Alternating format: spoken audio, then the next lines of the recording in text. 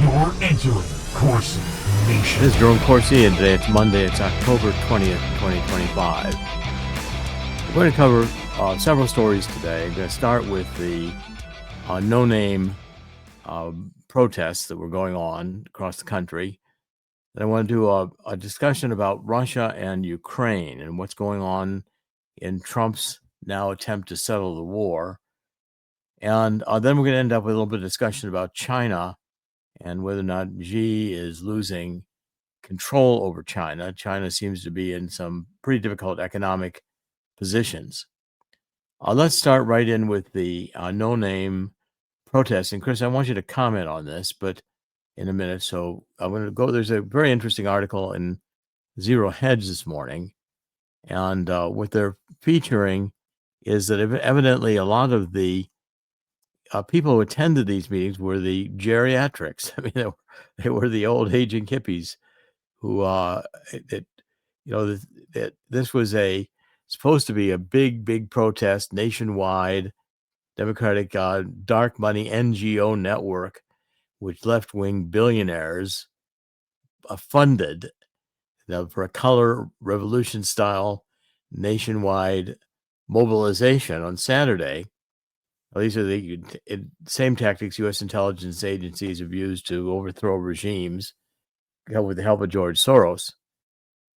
But the terminated, as it terminated, it was a flop because the turnout wasn't dominated by young, unhinged leftists or gender-confused woke warriors, but by the baby boomer liberals.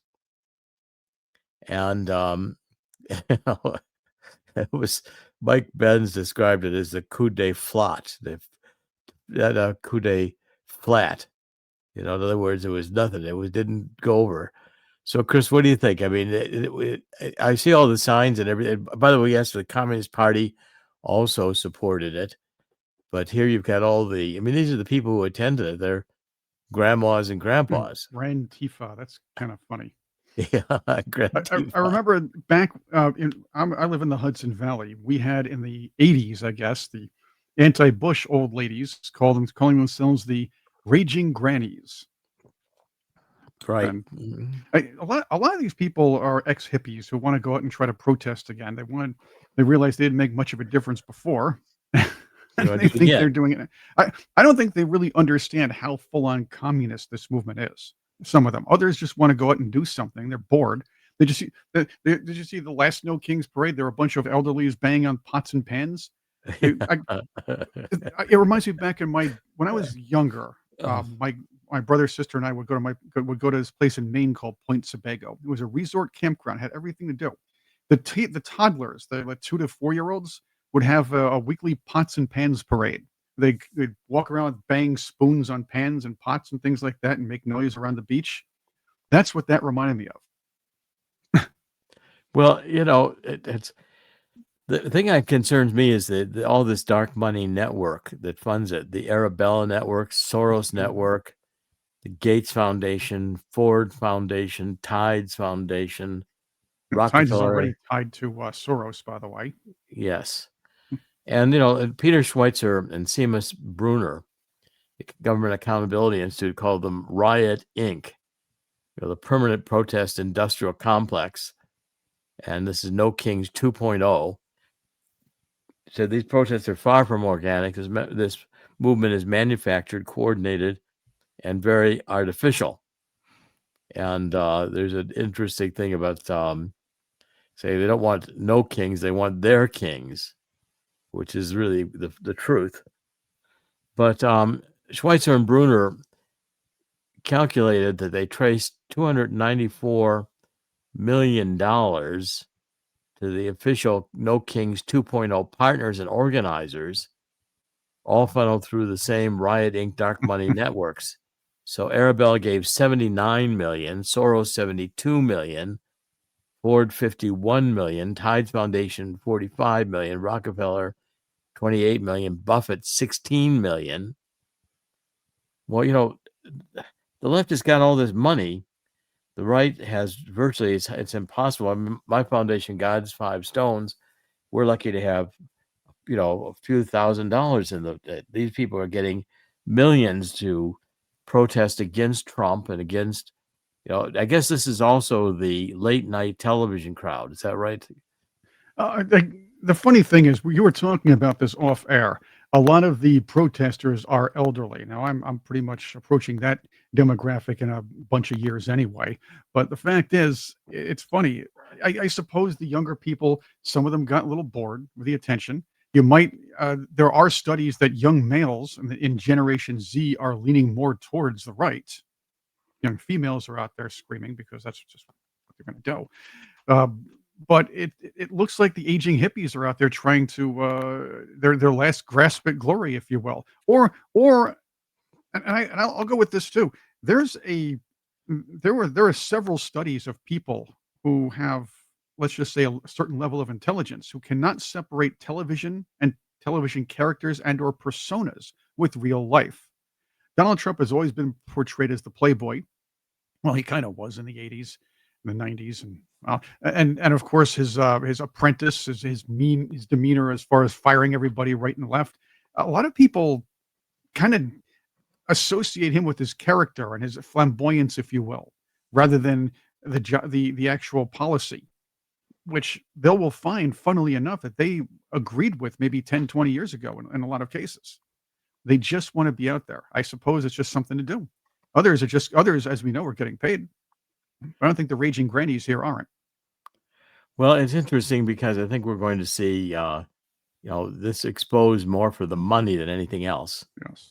And this is going to be interesting to see how, the left is putting money into all these anti-Trump, anti-America causes. And, it's really, it's ridiculous. And it's Marxist oriented. There was a Marxist at the No Kings protest who called for murdering ICE agents, one of the protests. And then, of course, turns out he was a university staffer, of course. I mean, the protesters, a progressive labor party, calling for ICE agents to get shot and wiped out. Well, progressive labor party is another just name for communism. And in Chicago, they were saying, calling for ICE to get shot and wiped out and all these things, getting away with it. These should be crimes. There should be threats that have to be taken seriously. And they do lead to people acting on them, whether or not they're, it's like they call dog whistles. The message is put out there, and it kind of gives authority or okay to people who are fringe wacko anyway to go out and do violent things to ICE agents. It's irresponsible to do this. I mean, whether it's criminal or not, or whether it's free speech. But the point is, you can't be encouraging people to take violent action when it's likely that some are going to listen and do it. That's irresponsible, maybe criminal. So, Chris, I think the whole thing was a flop. But again, it indicates that the left really is out to sea and doesn't know what it's doing, supporting causes that nobody else supports. And this government shutdown, I think, is just backfiring against Schumer and the others who are looking ridiculous that they want to fund illegal aliens and all their other crazy programs. They're holding out to fund a bunch of programs the Americans don't care about. Agreed there. And the fact is, Democrats are trying to show the nation they have numbers. The numbers were down from expected. Remember the hype about this being the largest protest in the history of America? Oh, yes. This is the 600,000 somewhat plus group. And as we know, mostly the Kimmel and Colbert watchers, that sort of thing. Although that's kind of down to 120,000, if I'm correct. Yeah, I think they're getting fewer than some YouTube channels get. That's true. Hey, a lot of YouTube channels get a lot of views. I got to tell you, but you're right about this. It's funny. These people just, I don't know. I guess some of them are looking for something to do. Others maybe want to fit in, do something they perceive as cool, or it's just a blind hatred for Donald Trump, regardless of the policies. And it's a media-induced hatred, by the way, and maybe even peer-induced. Well, let's shift gears and go to the second topic. I want to talk about Russia and Ukraine. A lot is happening here. Trump appeared to decide in September that he was going to give Tomahawk cruise missiles to Ukraine, capable of striking deep into Russia. Now, those, of course, that would escalate the war.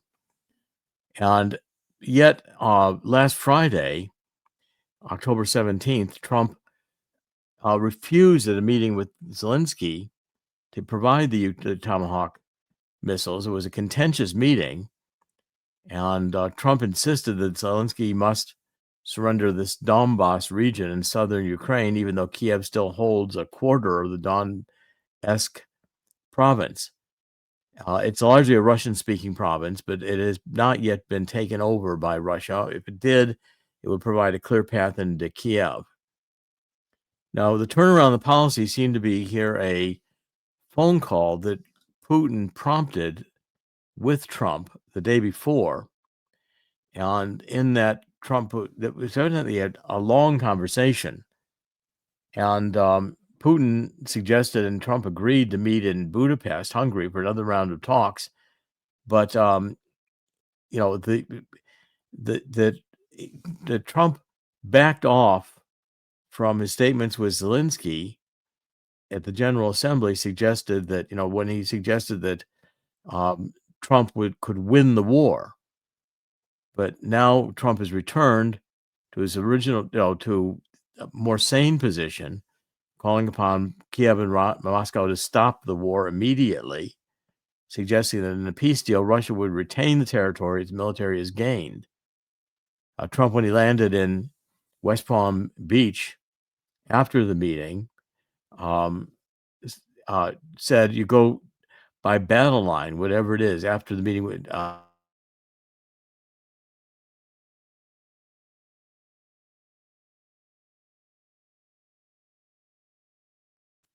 now I think Medvedev on October 13th made the statement that essentially, if you see these Tomahawk missiles flying, you don't know whether they're nuclear or conventional, and Trump would be starting a nuclear war to get these missiles there. Also, the idea that it's a proxy war anymore. If in fact there are missiles and we're firing them through NATO and all the rest of it, it's hard to maintain that this is not a more direct war that we're involved in.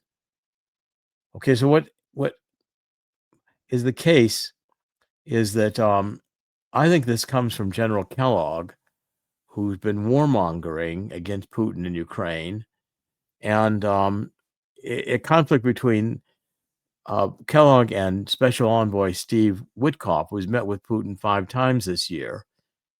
And I've heard Kellogg in private briefings compare Putin to Hitler, arguing that Trump must not repeat the Neville Chamberlain mistake in the 1938 Munich Agreement, trying to appease Hitler. So Kellogg is insisting that we must provide Ukraine with weapons needed to win the war. And Kellogg did not attend the White House meeting on October 17th, but White House told the Ukrainian delegation that Zelenskyy must give the entire Donetsk region back to Russia to stop the fighting. Now, this whole issue of the Tomahawk missiles goes back to September 29th, when Vice President J.D. Vance suggested that we were seriously considering Ukraine's request for these long-range Tomahawk missiles. And that same day, Kellogg gave a press statement saying that Trump had authorized NATO members to deploy missile systems provided by the United States into non-NATO Ukraine. Kellogg insisted that Trump had authorized NATO to strike deeply to Russia with missiles, supposedly Tomahawks, brokered to NATO by the United States. So Kellogg had to understand that authorizing NATO to strike Moscow with U.S. missiles would instantly transform the Ukraine war from a proxy war between NATO and Russia. And this is, I think, the key is that the idea that we're just going to be able to provide these missiles and turn back the tide of the war is ridiculous. It's just not going to happen. So, we've got to have some sense in here to understand that if we do ramp up the violence and escalate the war, we're risking nuclear war again.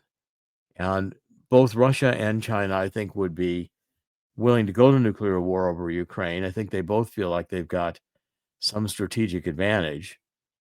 But the coincidence of Vance and Kellogg's statements on September 29 suggests that Kellogg was the author of the suggestion that Trump should supply Zelenskyy with Tomahawk missiles brokered by the United States to Ukraine through NATO. Now, Trump's got to realize that the Ukraine problem goes back to Obama and Biden, together with the CIA and Soros. We're the real aggressors. And I cite a book called Provoked: How Washington Started the New Cold War and the Catastrophe of Ukraine. I've got the book here. It's a very large book. It's about 670 some pages long. It's a really good book. It's called Provoked. Right here, this is the book. And it's by Scott Horton, Horton. And Scott Horton is head of the Libertarian Institute, and he is the editorial director of antiwar.com. Now, I thought by the way, it's a very, very good book, very detailed, very well footnoted, and it goes through the Russian collusion, my role in the Russian collusion, all of the fact that I was, did not have a tie to Assange, all the things that went on, going back through starting out with Bill Clinton and George H.W. Bush, all this whole idea that we needed to expand NATO to the border with Russia, which was the Democratic idea. There's one paragraph I quote in an article I'm going to publish in American Thinker.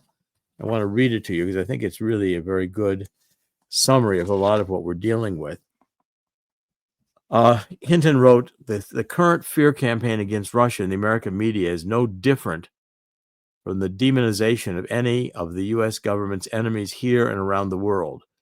Virtually the entire popular narrative is fake. That's the problem. But the older generation is used to hating Russia, and the young has been sold a line about Russian aggression through Eastern Europe for years now. There's also harm done by the Russiagate hoax that claimed the dastardly Putin inflicted President Trump upon our land, which has seemingly forever damaged the brains of Americans' Democrats and made peaceful coexistence for them unthinkable. I think the Democrats have hated Russia ever since the fall of the Berlin Wall, when Russia was no longer communist. The Democrats loved Russia when it was communist, going back into 1917. But once it was no longer communist, the Democrats had no use for it. So what I'm saying is that I think Trump is finally coming to his senses, and that the reality is that we're not going to get this territory back from Russia unless we have a nuclear war.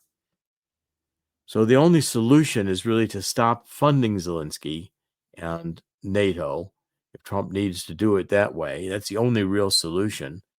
And that will force, in fact, the end of the war.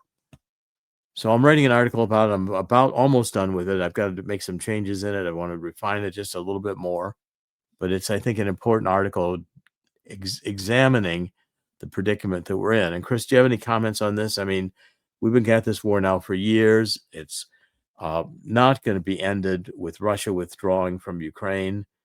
And we've got to really accept our culpability with the Democrats having prompted this through the Maidan rebellion, and all the other things that the Democrats did to intensify the violence between Russia and Ukraine. Any thoughts, Chris? Again, this war's been going on. Yeah, this war's been going on for way too long, and I understand it has to end. But like we're saying, the media is trying to push this idea that Ukraine, even though because Trump floated it, that's part of the reason, but that Ukraine can beat Russia. I suppose one can say a nation has a puncher's chance against another nation. Now you're talking about a a country which is trying to work with EU nations to call back its citizens to fight in the war because they're running out of manpower. We already know they were trying to commission older people, people who really wouldn't be able to fight on a regular basis, to whip them up in time to fight against Russia. Russia has the population, and they have a president who doesn't really care about the population he has, and it's going to just, as you said, it's just going to keep going until Ukraine gives up those two regions. And again, this is not a Neville Chamberlain thing, just like you said before. This is something that just has to be done. Russia, and we also have to keep in mind, Russia also wants to reinstate or at least reform the old Soviet Union, mainly in his image. He wants to be the guy that does that before he passes. So he's going to set his sights on another nation, or let's say another republic after this.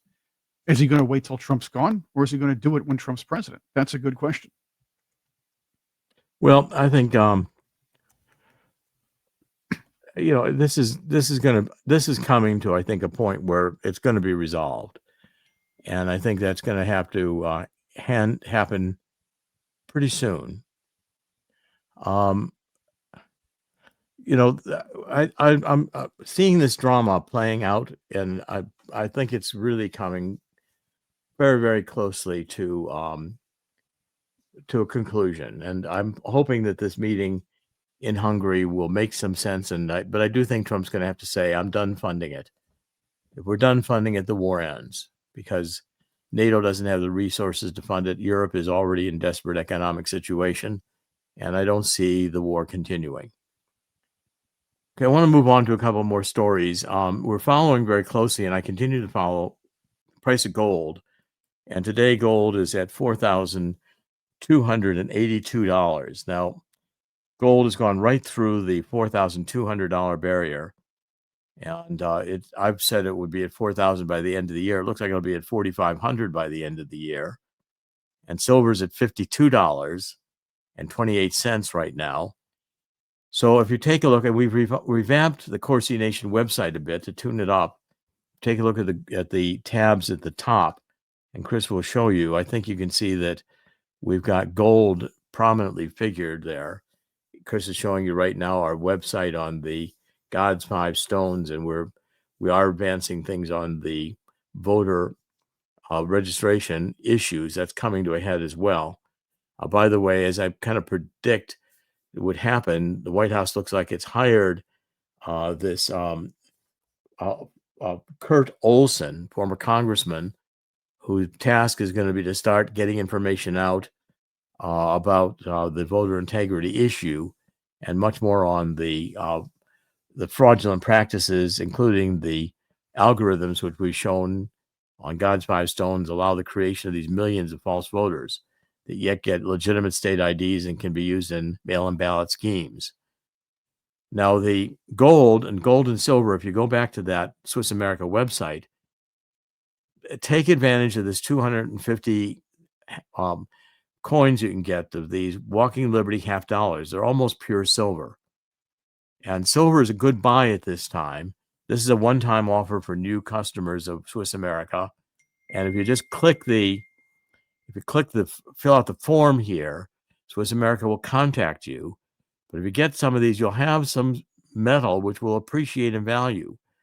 And silver is more affordable, and at a lower price, it'll double in value quicker than gold will. So it may in some ways be even a better buy. But the point is that you need to talk to Swiss America and get self-directed IRAs if you have IRAs, so you can put some of your IRAs in gold and silver. You have to do it the right way. And Swiss America, to keep your tax-exempt status, Swiss America will set up a depository account for you in Delaware where you can hold your gold and silver. You'll get a Lloyd's of London guarantee that the gold and silver is really there. And your gold and silver will appreciate income tax-free in this setting. It's a good way to take dollars that could be in the stock market, which are risky, even though the stock market's done well. It could collapse this fall when Europe is facing a debt crisis, and I believe Europe will. Also, call Swiss America to get a free copy of this book. The book is How a Coming Global Crash Will Create an historic gold rush. I'm going to give you the 1-800 number here in a minute that you can call to get this book. Chris will show you. Chris is showing you right now the book. I've co-authored it with Dean Heskin, the head of Swiss America. The toll-free number is 1-800-519-6268. Write it down, 1-800-519-6268. Call them and get your free copy of the book. Now, one more story I want to cover has to do with this Xi Jinping, who is the head of China, and one of the most senior of the 9 officers who are he's axing people in the military. And this one particular general was one of the more popular generals, and it indicates this is a purge that Xi Jinping is doing on the military. The question is he losing control of China's military and of China itself? So China is an economic hardship, an economic difficulty. And if Xi Jinping is this concerned about the internal disruption within the Communist Party in China, it means his leadership is in question. And within the communist system, he can be replaced. Now, China is going to be, I think, another force that we're going to see. We're going to see a world emerging where the United States, Russia, and China are all going to vie for power. And I don't think the United States, especially with our, rapidly approaching $40 trillion debt, is going to be in a position for long to be the world's policeman. I think we're going to have to realize that we can't afford to have conflicts, even regional conflicts, because they very easily escalate into nuclear war. And so therefore, I'm watching very closely, but I think Trump is right now masterfully in charge. Over the weekend, we had more violence from Hamas, including the killing of a couple of the IDF, Israeli Defense Force military. And Netanyahu launched some strategic airstrikes against Hamas in order to enforce the ceasefire. And I'm sure that was coordinated with President Trump this time. So I think the ceasefire will hold, but the point is Hamas yet remains in Gaza. Until Hamas is removed, you're not going to have stability in Gaza. Hamas is just going to try to return and eventually go back to the same determination to destroy Israel, and we'll do it all over again unless Trump can emerge with his prosperity through peace and get the Abraham Accords extended. Abraham Accords will require the Muslim nations to say they will accept Israel as a Jewish state, will work economically to develop Israel. That's really the only solution I can see. And this warning is being put out by Gordon Chang, who I deeply respect. I've known Gordon Chang, but his work on China is outstanding. Okay, so summing up today, I think we're getting into another contentious week. Going to be a very interesting week to see how these develop. I'm going to be watching Russia and Ukraine very closely, watching the economy very closely. But Donald Trump, I think, will take steps this week to begin bringing the shutdown to an end, although he will not, I believe, concede on the spending that Chuck Schumer wants to do. This is Dr. Jerome Corsi. This is CorsiNation.com. In the end, God always wins. God's going to win here too. And I encourage you in the spirit of 2 Chronicles 7:14 to join me in getting down on our knees and asking God to forgive us for letting this insanity, this woke insanity, dominate our land. If we do that in sufficient numbers, God will hear our prayer and heal our land. And I think with Donald Trump in the office, a president, we have a great chance of making progress during his remaining time and hopefully setting the stage for Supreme Court decision, which will not allow districting or voting by race, which would mean that the Democrats will probably lose a third to half the seats they have in Congress. This is Dr. Jerome Corsi. Thank you for joining us. We'll be back tomorrow. God bless.